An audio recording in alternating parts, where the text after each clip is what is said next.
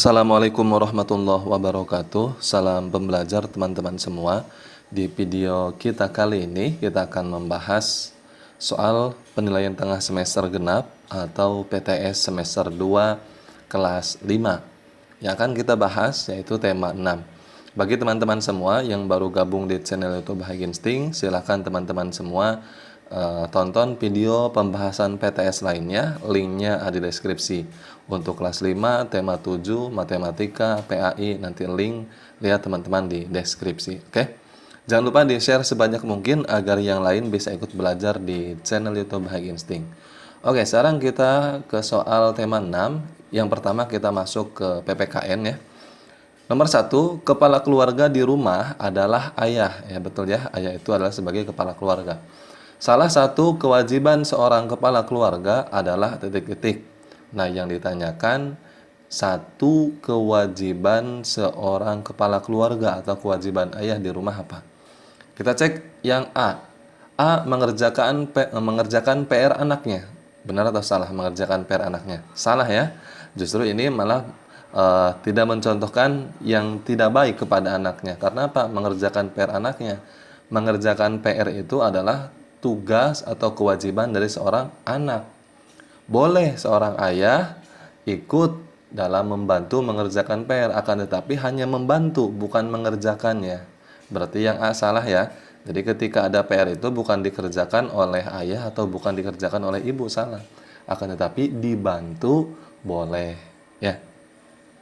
Hakikatnya yang mengerjakan PR-nya ya tetap anak. Yang membantu boleh kakak, boleh ibu, boleh ayah ya. Berarti yang A salah ya. Kita cek yang B, mencari nafkah untuk keluarga. Nah, ini betul ya. Jadi seorang ayah itu yang bertanggung jawab dalam hal nafkah di keluarga ya, atau kewajiban bekerja. Jadi jawabannya adalah mencari nafkah untuk keluarga. Benar B ya. Nah, kalau yang C ya salah ya, menuruti segala keinginan anaknya. Jadi semua keinginan anak itu tidak harus dituruti. Ada kalanya dituruti, ada kalanya tidak dituruti. Ya, berarti yang C juga salah ya. Yang D, menghukum anak. Ini juga salah ya. Boleh menghukum anak, akan tetapi hukuman yang berupa ringan ya. Tapi di sini tidak, ini bukan termasuk ke dalam kewajiban ya. Bukan termasuk ke dalam kewajiban. Berarti jawaban yang tepat adalah yang B, mencari nafkah atau bekerja ya. Lanjut soal nomor 2. Berikut ini yang bukan, pertanyaannya yang bukan. Contoh hak warga negara Indonesia adalah titik-titik. Nah, jadi kita ini di negara kita mempunyai haknya masing-masing ya. Mempunyai hak yang sama juga. Akan tetapi yang ditanyakan yang bukan hak kita sebagai warga negara apa? Ya, yang bukan hak. Oke, kita cek yang A. Mendapatkan perlindungan hukum. Nah, ini termasuk hak kita. Ya, mendapatkan perlindungan hukum. Ketika ada yang mengancam, maka kita berhak mendapatkan perlindungan dari siapa? Dari masyarakat, dari polisi. Ya, kita mendapatkan perlindungan hukum, berhak. Tetapi bukan ini jawabannya. Karena yang ditanyakan yang bukan termasuk hak. Kalau ini kan termasuk hak ya. Berarti jawabannya bukan ini. Kita cek yang B. Berhak atas penghidupan yang layak. Ini juga termasuk hak kita. Ya, kita ini berhak atas penghidupan yang layak dalam hal pekerjaan, dalam hal berdagang, dalam hal apa saja ya agar hidup kita layak. Ya, negara ini wajib menjamin setiap warganya untuk mendapatkan penghidupan yang layak. Ya, berarti jawabannya bukan ini karena yang ditanyakan adalah yang bukan. Ya, kalau yang A, yang B ini termasuk hak kita sebagai warga negara ya. Kita cek yang C, memiliki kedudukan yang sama dalam hukum. Ini juga termasuk ke dalam hak kita. Berarti jawabannya bukan ini karena yang ditanyakan yang bukan hak ya. Kita ini memiliki kedudukan yang sama dalam hukum, baik warga negara yang kaya, warga negara yang sedang, baik warga negara yang tidak mampu atau yang miskin, semua di hadapan hukum itu adalah sama kedudukannya, tidak dibeda-bedakan, ya sama. Ya, berarti yang A, B, C itu termasuk hak ya, berarti bukan. Kita lihat yang D, taat membayar pajak. Nah, kalau taat membayar pajak ini kaitannya dengan kewajiban, bukan hak ya. Berarti jawabannya yang D, karena yang ditanyakan adalah yang bukan. Nah, berarti jawabannya D, karena ini termasuk kewajiban, bukan hak ya. Lanjut, nomor 3, salah satu bentuk hak kita terhadap lingkungan di sekitar adalah titik-titik. Nah, kalau tadi hak sebagai warga negara, kalau sekarang hak kita sebagai masyarakat di lingkungan. Ya, kita cek yang A, memperindah lingkungan. Kalau memperindah lingkungan ini bukan hak, akan tetapi sudah kewajiban kita memperindah lingkungan, merawat lingkungan. Ya, berarti ini bukan hak, akan tetapi kewajiban kita. B, mengurangi penyebab polusi. Ini juga bukan hak, mengurangi penyebab polusi. Polusi itu berarti kewajiban juga ya. Tidak membakar sampah, tidak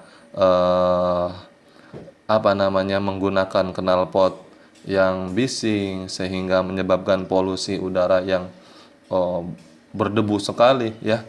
Nah, itu untuk menguranginya merupakan kewajiban kita. Jadi bukan hak gitu ya. Kita cek yang C, membersihkan lingkungan dari sampah. Ini juga termasuk kewajiban.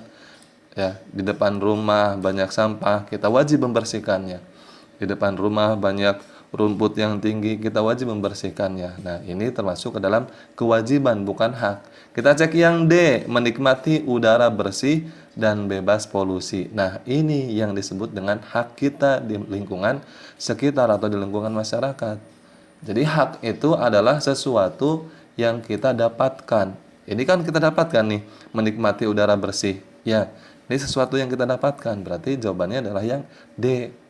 Kalau yang A, yang B, yang C ini merupakan sesuatu yang harus kita kerjakan. Berarti kaitannya dengan kewajiban. Ya, jadi jawabannya D. Ini termasuk ke dalam hak kita di lingkungan. Oke, lanjut nomor 4. Sikap melaksanakan segala sesuatu yang telah disepakati bersama untuk mencapai tujuan bersama adalah titik-titik. A, hak, B, peran, C, kewajiban, atau D, tanggung jawab. Nah, di sini melaksanakan sesuatu yang telah disepakati bersama. Apa kira-kira menurut teman-teman? Iya, melaksanakan kewajiban itu yang berupa tanggung jawab. Ya, berarti jawabannya adalah D. Ya, jawabannya adalah D. Ya, jawabannya D, tanggung jawab. Jadi melaksanakan sesuatu yang sudah disepakati, yang sudah menjadi kewajiban, yaitu tanggung jawab kita. Ya. Nomor 5, jika setiap warga masyarakat melaksanakan kewajibannya dengan baik, maka dapat tercipta lingkungan masyarakat yang A, tertib dan rukun, B, kacau, C, tidak tertib, atau D, saling bermusuhan. Ya, sudah jelas ketika masyarakat semuanya melaksanakan kewajibannya dengan baik, maka akan terciptanya akan terjadi lingkungan yang tertib dan rukun. Ya. Nomor 6, teman-teman. Kewajiban bagi pengguna transportasi umum adalah titik-titik. Nih, pertanyaannya kaitannya dengan kewajiban ya. Kewajiban bagi yang menggunakan transportasi umum, bagi teman-teman yang menggunakan angkutan umum, bagi teman-teman yang menggunakan bis-bis ya, mobil bis umum. Nah, apa nih kewajibannya? A, merasa nyaman dalam perjalanan. Kalau merasa nyaman ini bukan kewajiban ya, ini termasuk ke dalam hak. Berarti jawabannya bukan yang A, karena ini kaitannya dengan hak. Hak kita di transportasi umum yaitu mendapatkan perjalanan yang nyaman. Ya. Yang B, mendapatkan tempat duduk. Ini juga termasuk ke dalam hak, bukan kewajiban. Ya, kita berhak tuh mendapatkan tempat duduk. Ya, ini merupakan hak kita di mobil umum, di angkutan, di mobil bis, ya. Ini bukan kewajiban. C. Membayar tarif. Nah, ini jawabannya ya. Jadi jawabannya yang C. Membayar. Masa cuma naik angkotnya saja, masa cuma naik mobil bisnya saja, tidak mau membayar ya. Sedangkan itu adalah kewajiban bagi penumpang, bagi kita yang menggunakan transportasi umum. Ya, berarti jawabannya jelas yang C. Kalau yang D salah ya, membuat gaduh. Nah, salah ya. Oke, lanjut nomor 7 teman-teman. Berikut ini yang bukan. Oke, yang bukan. Merupakan akibat dari melalaikan tanggung jawab adalah titik-titik. Berarti yang bukan merupakan akibat ketika kita lalai dalam tanggung jawab. Ya. Kita cek yang A, terjadi kekacauan. Kalau ini benar, ini akibat dari ketika kita lalai ya. Nah, berarti jawabannya bukan ini nih. Karena apa? Karena yang ditanyakan yang bukan. Yang bukan akibat ketika kita lalai. Kalau ini mah benar, ini akibat dari lalai ya, terjadi kekacauan. Kita cek yang B, kebebasan akan terjamin. Nah, ini ya jawabannya. Ya, kita checklist dulu yang B ya, karena ini bukan termasuk akibat dari lalai, kebebasan yang terjamin. Ya. Kita cek yang C, tidak memperoleh hak.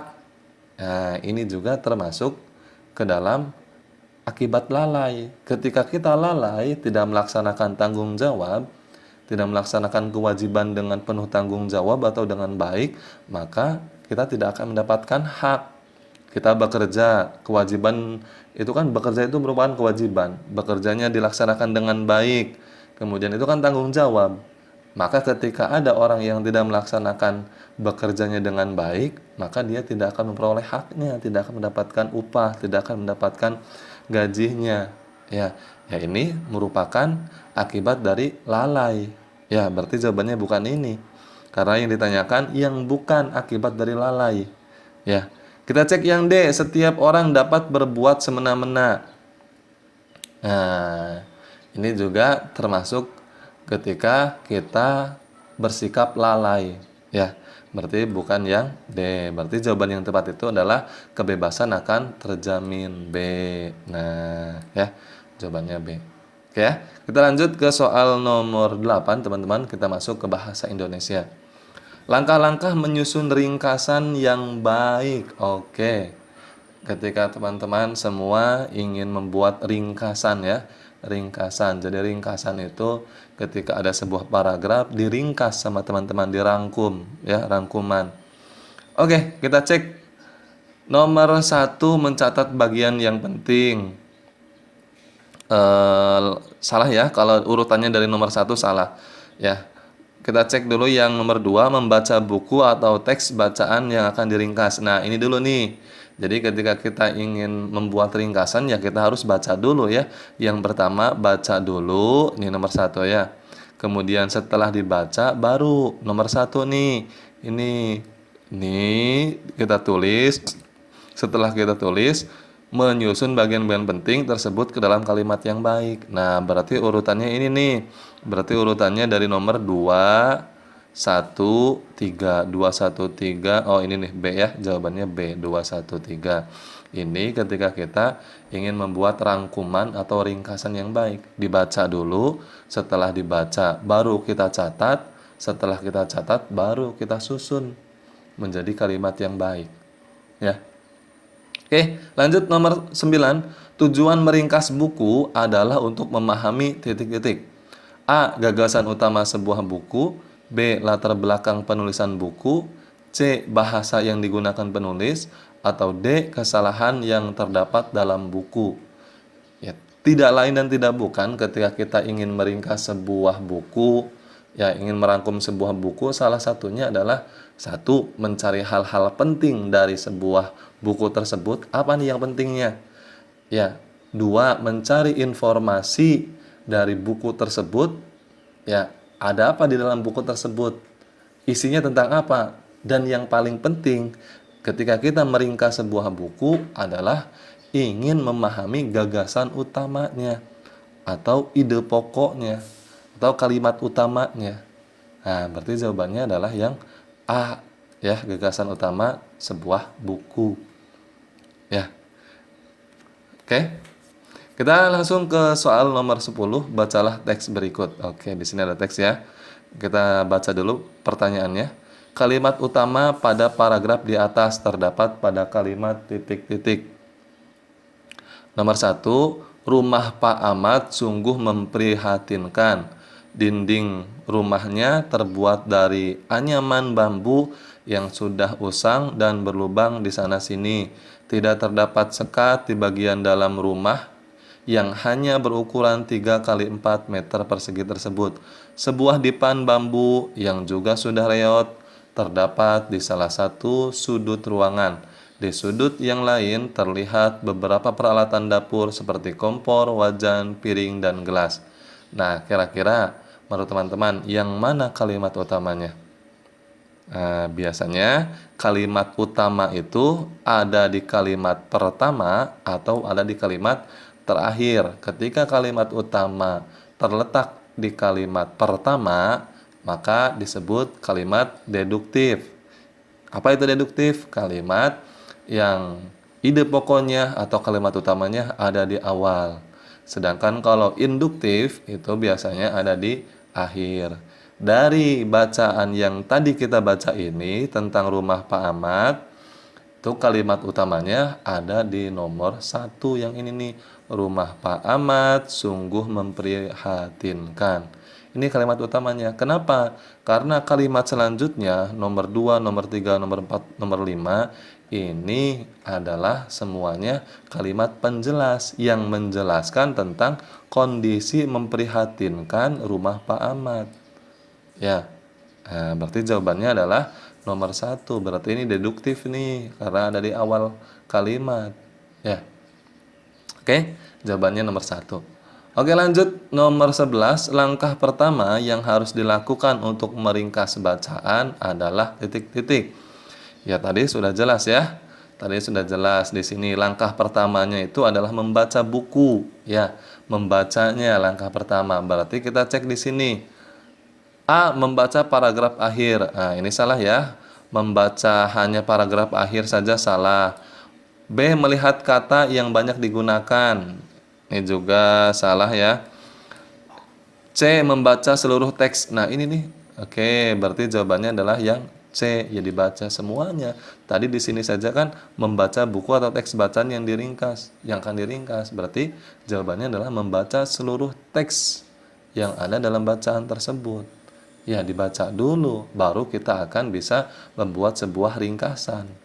Ya, kalau yang D, membaca sebagian teks saja, ya kita tidak akan bisa menemukan mana informasi pentingnya kalau hanya membacanya sebagian saja. Ya, berarti sudah jelas jawabannya C, membaca seluruh teks.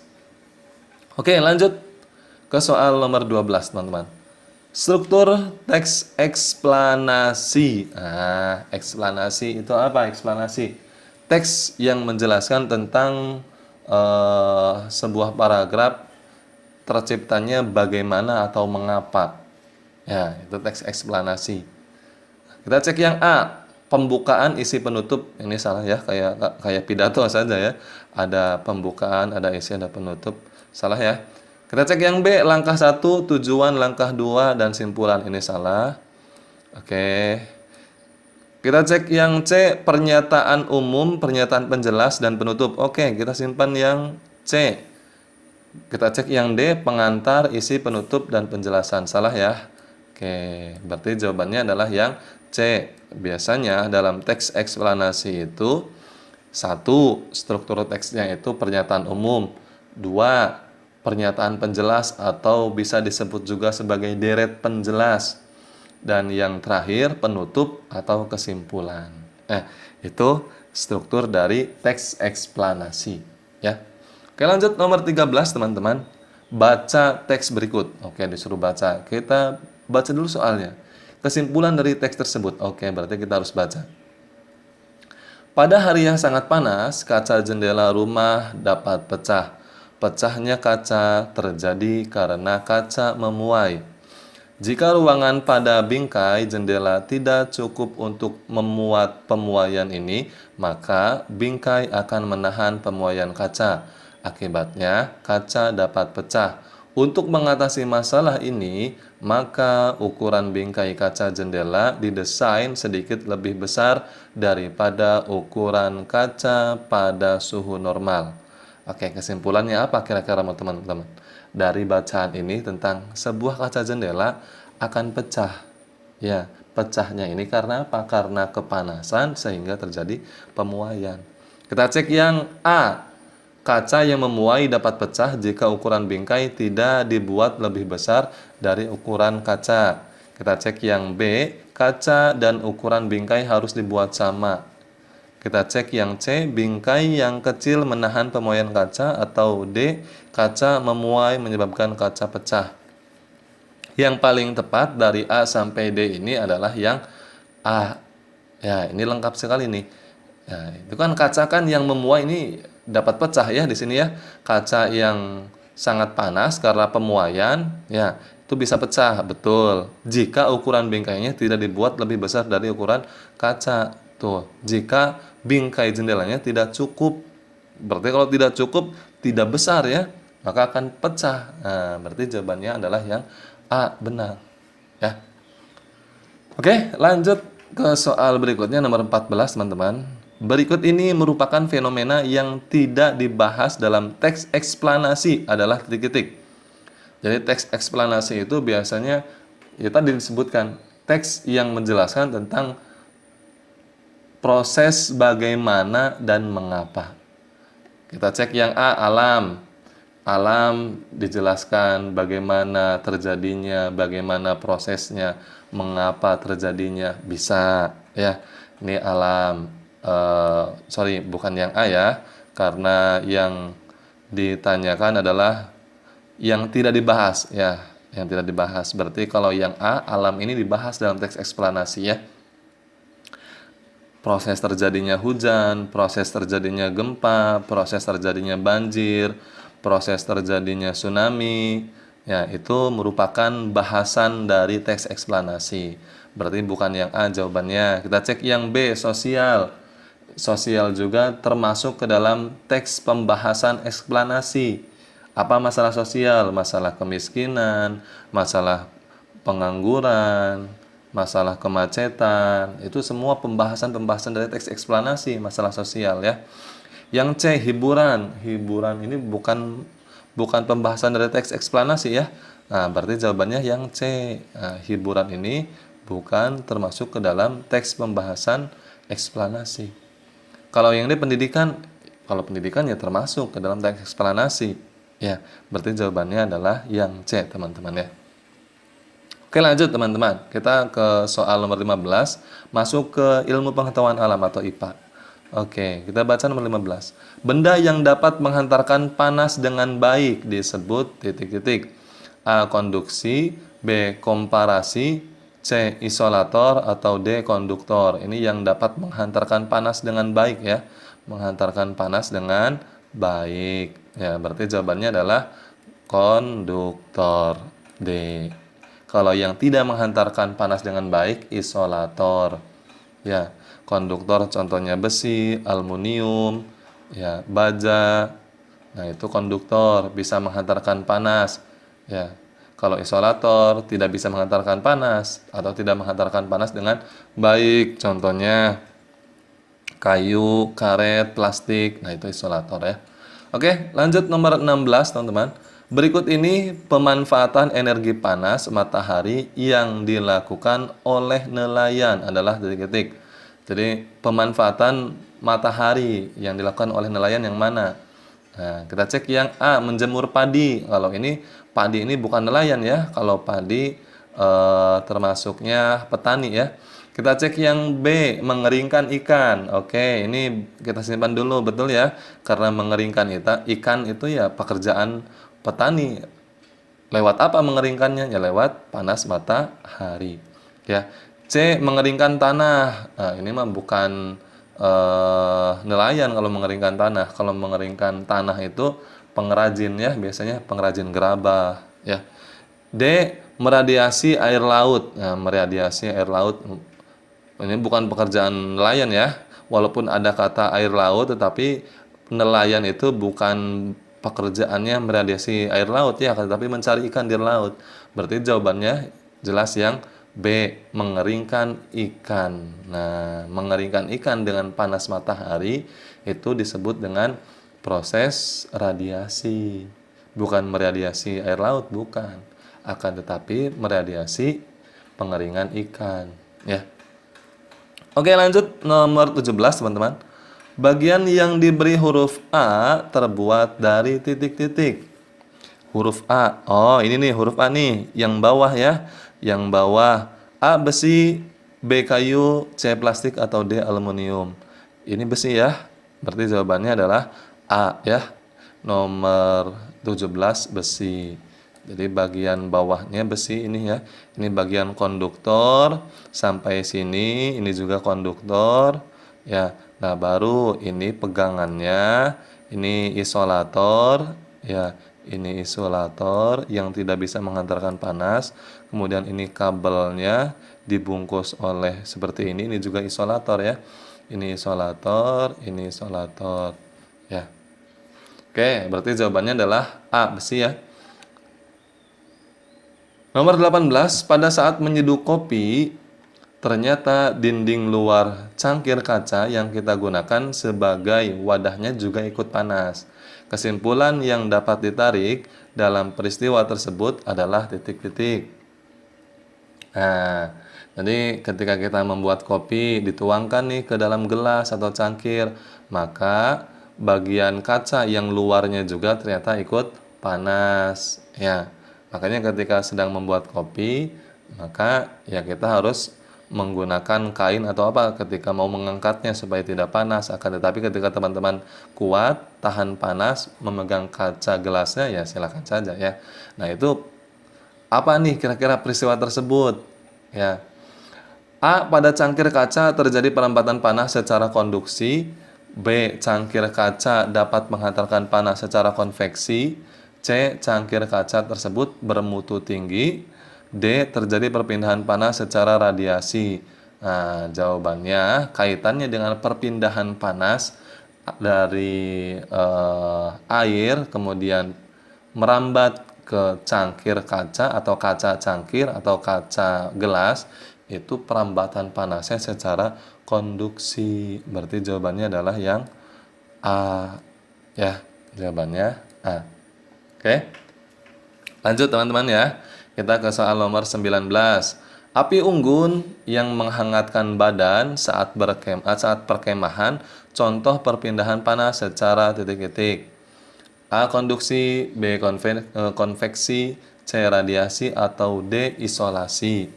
Nah, kaitannya dengan api unggun, kaitannya dengan matahari, ya, yang hangatnya bisa kerasa ke badan, itu merupakan contoh dari perpindahan kalor atau panas secara radiasi. Ya, jadi secara tidak langsung. Nah, ya, jawabannya adalah C. Oke, jadi radiasi ya. Nomor 20, kayu digunakan untuk membuat gagang sudip. Hal ini karena kayu bersifat titik-titik. Jadi kayu ini dibuat sebagai gagang ya, gagang sudip ya. Sudip ini kan bahannya dari besi atau aluminium tuh ya, menghantarkan panas ya. Maka supaya tidak panas, kita gunakan gagangnya kayu. Nah, kayu kira-kira sifatnya apa? A. Tidak mudah meleleh. B. Menyerap panas. C. Menahan panas. Atau D. Kuat dan keras. Nah, tujuannya yang tidak lain dan tidak bukan adalah agar menahan panas. Jadi supaya panasnya tidak menyebar, ya. Supaya panasnya tidak menyebar. Oke, ya. Jadi jawabannya adalah C, menahan panas. Nomor 21, terjadinya angin darat merupakan contoh perpindahan panas secara titik-titik. Nah, angin darat itu perpindahan panas atau kalor secara konveksi ya. Konveksi. Jadi jawabannya adalah B. Nah, jadi teman-teman nanti dihafalkan lagi contoh-contoh dari perpindahan kalor secara konduksi, secara konveksi, dan secara radiasi ya. Silakan diperdalam lagi. Oke, lanjut nomor 22, kita masuk ke IPS. Menanam sayur-sayuran seperti kol, wortel, dan buncis biasanya dilakukan oleh penduduk yang tinggal di daerah sekitar. Nah, biasanya kalau kol, wortel itu adanya di daerah pegunungan ya teman-teman ya. Berarti jawabannya adalah B, di dataran tinggi, biasanya di pegunungan. Ya. Oke, lanjut nomor 23. Perhatikan permasalahan-permasalahan berikut. Kita baca dulu soalnya. Di bawah ini yang bukan merupakan masalah sosial. Yang bukan. Oke, kita cek yang nomor 1, pencemaran lingkungan, pelanggaran lalu lintas, peningkatan angka pengangguran. Nah, dari empat nih, ada empat nih. Penyaluran bantuan bagi korban banjir.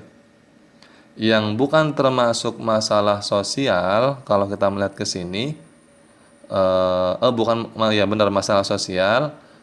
Ya, jawabannya yaitu tentang pencemaran lingkungan ya. Karena lingkungan ini bukan kaitannya dengan masalah sosial, tetapi kaitannya dengan polusi ya. Nah, berarti jawabannya adalah A ya, pencemaran lingkungan. Oke, lanjut ke soal nomor 24. Berikut ini yang tidak termasuk penyebab banjir adalah titik-titik. Yang tidak termasuk ke dalam penyebab banjir. Kita cek yang A, penebangan hutan secara liar. Ini termasuk ke dalam penyebab banjir ya, berarti bukan A. B, pembuangan sampah ke sungai. Ini juga penyebab banjir, berarti bukan ini. Karena yang ditanyakan adalah yang tidak termasuk. C, pemukiman di bantaran sungai. Ini juga termasuk ke dalam penyebab banjir ya, adanya pemukiman di pinggir-pinggir sungai. D, adanya pejalan kaki di trotoar. Ini salah ya. Atau tidak ada kaitannya yang D ini. Nah, berarti jawabannya adalah yang D. Oke, lanjut ke soal nomor 25. Pengangguran terjadi karena tidak tersedianya titik-titik. Nah, kira-kira banyak orang nganggur itu ketika tidak adanya atau tidak tersedianya apa? Ya, tidak tersedianya lapangan pekerjaan. Ya, di pabrik-pabrik penuh, di kantor-kantor penuh, maka akan terjadinya pengangguran. Jadi ketika tidak adanya atau tidak tersedianya lapangan pekerjaan. Nomor 26, salah satu dampak terjadinya kemiskinan adalah titik-titik. Dampak terjadinya kemiskinan apa kira-kira? A, kesejahteraan masyarakat meningkat. Salah ya. Justru ketika banyak masyarakat yang miskin, maka kesejahteraannya tidak akan meningkat, justru menurun kesejahteraannya ya. B, gizi buruk pada balita. Oke, kita simpan ini benar ya. Ketika banyak terjadinya kemiskinan, maka akibatnya salah satunya adalah kekurangan makanan, kekurangan gizi. Akibatnya apa? Ya gizi buruk. Ya, kita checklist yang B. C, lapangan pekerjaan banyak tersedia. Ya, salah ya. Justru ketika banyak kemiskinan, banyak pengangguran, ya lapangan pekerjaan tidak tersedia. Ya. D, kualitas pendidikan maju. Ini juga salah. Ya. Jadi jawabannya adalah B. Ini salah satu dampak dari kemiskinan, yaitu gizi buruk pada balita. Oke, kita lanjut nomor 27. Salah satu program yang dilaksanakan untuk mengatasi masalah kependudukan adalah program titik-titik. A, perpindahan pendidikan dasar 9 tahun. B, panca usaha tani. C, transmigrasi. Atau D, reboisasi. Kira-kira mana nih salah satu program yang bisa untuk mengatasi masalah kependudukan? Nah, kira-kira yang mana teman-teman? Iya, jawabannya adalah transmigrasi, perpindahan penduduk. Ya, jadi jawabannya adalah C, transmigrasi. Ya. Oke, lanjut nomor 28.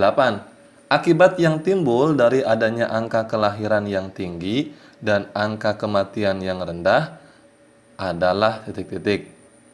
Nah, jadi ketika banyak yang lahir akan tetapi angka kematiannya rendah. Akibatnya apa? Ya jelas pertumbuhan penduduk akan tinggi atau akan semakin banyak. Karena tidak diimbangi dengan angka kematian yang tinggi juga. Maka jawabannya adalah A, pertumbuhan penduduk yang tinggi. Karena semakin banyak bayi-bayi yang lahir, semakin banyak manusia-manusia yang lahir, akan tetapi angka kematiannya rendah. Ya, berarti jawabannya adalah A. Oke, lanjut teman-teman ke soal nomor 29. Perhatikan ciri-ciri berikut ini. Oke, sekarang kita baca soalnya dulu. Kita SBDP nih ya. Salah satu ciri tangga nada mayor. Oke, mayor. Mayor itu biasanya semangat ya. Cirinya semangat biasanya. Semangat atau riang gembira. Ya, kita cek yang A. Bersifat riang gembira. Oke, benar. Ya. Nomor 2, bersifat sedih. Kalau sedih itu tangga nada minor ya, berarti bukan, karena sedih itu lagu tangga nada minor ya. Nomor 3, diawali dan diakhiri dengan nada fa, ini minor ya. Nah, ini minor. Kalau mayor itu biasanya dari do, kalau tidak salah do ya, nadanya do. Nomor 4, kurang bersemangat. Nah, ini termasuk dalam minor juga, berarti jawabannya adalah tangga nada mayor itu sifatnya riang gembira. Ya, jawabannya A. Oke, lanjut ke soal nomor 30. Tangga nada pentatonis terbagi atas dua tangga nada. Dua tangga nada tersebut yaitu titik-titik, pelog, dan titik-titik. Nah, ini harusnya yaitu pelog dan titik-titik. Berarti titik-titiknya di sini harusnya dibuang ya. Ini titik-titiknya dibuang harusnya. Titik-titiknya di sini nih. Oke, berarti tangga nada pentatonis itu ada tangga nada pelog dan satunya adalah salendro. Berarti jawabannya adalah D, salendro. Ya. Oke, lanjut nomor 31 teman-teman. Jaranan merupakan lagu daerah yang berasal dari mana? Jaranan. Ya, jaranan. Nah, lagu daerah Jawa ini ya, karena jaranan ini Jawa ya, jaranan itu Jawa. Jawanya Jawa Tengah apa Jawa Timur? Jawa Timur, teman-teman ya. Jaranan itu Jawa Timur. Nah, berarti jawabannya adalah C. Oke, lanjut nomor 32. Gambar yang menceritakan suatu adegan atau peristiwa disebut titik-titik. Gambar bercerita atau gambar cerita. Jawabannya A ya. Ya, gambar cerita. Lanjut nomor 33. Menggambar cerita dapat dilakukan dengan media basah dan kering ya. Jadi jawabannya adalah C. Gampang ya. Media basah dan ya media kering. Lawan basah ya kering ya. Oke, lanjut nomor 34. Perhatikan media-media berikut. Kita baca dulu soalnya. Berikut ini yang bukan merupakan media alas gambar. A. 1 batu, 2 kain, 3 kertas, 4 kanvas. Nah, kira-kira yang bukan alas gambar itu yang mana? Kalau gambar di batu nggak ada ya, gambar di batu. Kalau batu itu pahat ya, pahat. Jadi bukan untuk gambar. Berarti jawabannya sudah jelas yang nomor 1 yang ini ya. Jawabannya adalah yang A, nomor 1. Ini bukan termasuk media untuk menggambar. Kalau menggambar ya di kain, kalau tidak di kain di kertas. Kalau tidak di kertas di kanvas ya. Jadi jawabannya yang bukan media gambar yaitu batu. Oke, nomor terakhir. Perhatikan media-media berikut. Beberapa contoh media kering antara lain titik-titik. Media kering, oke. Pensil warna kering, betul. Cat air basah, ya. Krayon itu kering ya. Krayon kering karena tidak digunakan atau tidak menggunakan air ya. Cat minyak ini basah. Berarti jawabannya nomor 1 dan 3. B jawabannya teman-teman. Ya, oke, mudah-mudahan bermanfaat. Pembelajaran yang sudah kita bahas di video kali ini jangan lupa di-share sebanyak mungkin ke grup kelasnya agar yang lain bisa belajar di channel YouTube High Instinct, dan mudah-mudahan teman-teman semua yang belajar di High Instinct mendapatkan nilai yang bagus PTS-nya di atas KKM semua 85, 87, 89, 90, 95 bahkan 100 ya. Amin ya rabbal alamin. Salam pembelajar. Wassalamualaikum warahmatullahi wabarakatuh.